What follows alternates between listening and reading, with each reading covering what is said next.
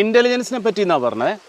Financial intelligence വലിയ പുതിയ സംഭവമൊന്നുമല്ല. Intelligence എന്ന് പറഞ്ഞാൽ കാര്യങ്ങൾ അറിയാനും മനസ്സിലാക്കാനും കോൺട്രാസ്റ്റ് ചെയ്ത് മനസ്സിലാക്കാനൊക്കെ ഉള്ള കപ്പാസിറ്റിയാണ്.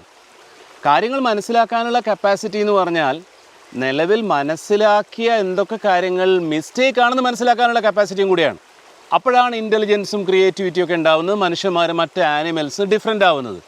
ഉദാഹരണത്തിന് ലെഫ്റ്റ് ബ്രെയിൻ എന്നുള്ളത് ലോജിക്കലാണ്, സയൻറ്റിഫിക്കാണ്. റൈറ്റ് ബ്രെയിൻ എന്നുള്ളത് ക്രിയേറ്റീവാണ്, ആർട്ടിസ്റ്റിക് ആണെന്നുള്ളത് പഴയൊരു കോൺസെപ്റ്റ് ആയിരുന്നു. ബ്രെയിനിൻ്റെ രണ്ട് ഭാഗം ഒന്നിച്ചാണ് വർക്ക് ചെയ്യുന്നതെന്നാണ് ബ്രെയിൻ സെറിബ്രൽ സ്കാനൊക്കെ വളരെ കൃത്യമായിട്ട് പ്രൂവ് ചെയ്യുന്നത്. നെഞ്ചത്ത് വെടികൊണ്ടാൽ നെഞ്ചത്തുനിന്ന് വെടികൊണ്ട ഇടത്തൂടെയാണ് ബ്ലഡ് പുറത്തേക്ക് വരിക എന്നുള്ളതാണ് നമ്മുടെ കോൺസെപ്റ്റ്, നമ്മുടെ ധാരണ. അത് സയൻറ്റിഫിക്കലി ശരിയല്ല എന്ന് ഹേമന്ത് കർക്കറെ വെടിയേറ്റ് മരിച്ചപ്പോഴാണ് നമ്മൾ അറിഞ്ഞത്. നെഞ്ചത്ത് മെഷീൻ കിടന്ന് വെടികൊണ്ടാൽ ബ്ലീഡിങ് ഉണ്ടാവുക ബാക്ക് സൈഡിലൂടെയാണ്. അപ്പോൾ ഇങ്ങനെയും മനസ്സിലാക്കാനുള്ള കപ്പാസിറ്റീനെയാണ് ഇൻ്റലിജൻസ് എന്ന് പറയുക. ഫൈനാൻഷ്യൽ ഇൻ്റലിജൻസ് എന്ന് പറഞ്ഞാൽ ഫൈനാൻസ്, പണം നമ്മുടെ ലൈഫിൻ്റെ ക്വാളിറ്റിയെ എങ്ങനെയൊക്കെയാണ് മെച്ചപ്പെടുത്തുക എന്നുള്ള നമ്മുടെ നിലവിലുള്ള ധാരണകളെ മാറ്റി മനസ്സിലാക്കാനുള്ള കപ്പാസിറ്റിയും കൂടിയാണ്. കുറേ ധാരണകളുണ്ട് നമുക്ക്.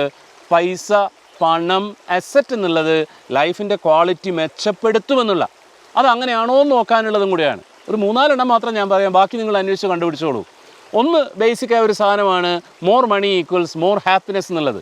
സംശയം ഉണ്ടെങ്കിൽ നല്ലോണം കാശ് ബാങ്കിലും പെട്ടിയിലുള്ള 4 ആളുകളോട് ചോദിച്ചാൽ മതി, നിങ്ങൾക്കറിയാം ഈ പറയുന്നത് സത്യമല്ല എന്നുള്ളത്.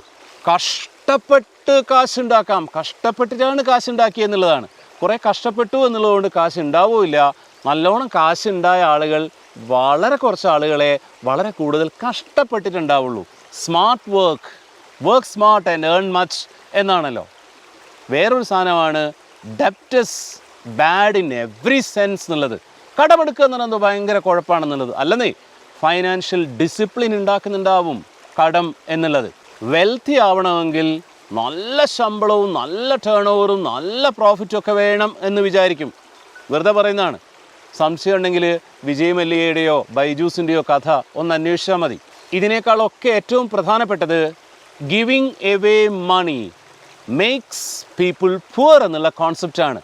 ആളുകൾക്ക് കാശ് കൊടുത്താൽ നിങ്ങളെന്തോ പാവപ്പെട്ടവരായിപ്പോവും എന്നുള്ള കോൺസെപ്റ്റാണ്. അതൊരിക്കലും ശരിയല്ല. ആളുകൾക്ക് കൊടുക്കാൻ കഴിയുമ്പോഴാണ് ഇതുണ്ടാവുന്നത്. അപ്പോഴാണ് നിങ്ങളുടെ കയ്യിലുള്ള കാശിന് പർപ്പസ് ഉണ്ടാവുന്നത്. അതുകൊണ്ടാണ് ബിൽ ഗേറ്റ്സ് കോടിക്കണക്കിന് രൂപ ചാരിറ്റിക്ക് വേണ്ടിയിട്ട് നീക്കി വെച്ചിട്ടുണ്ടാവുന്നത്.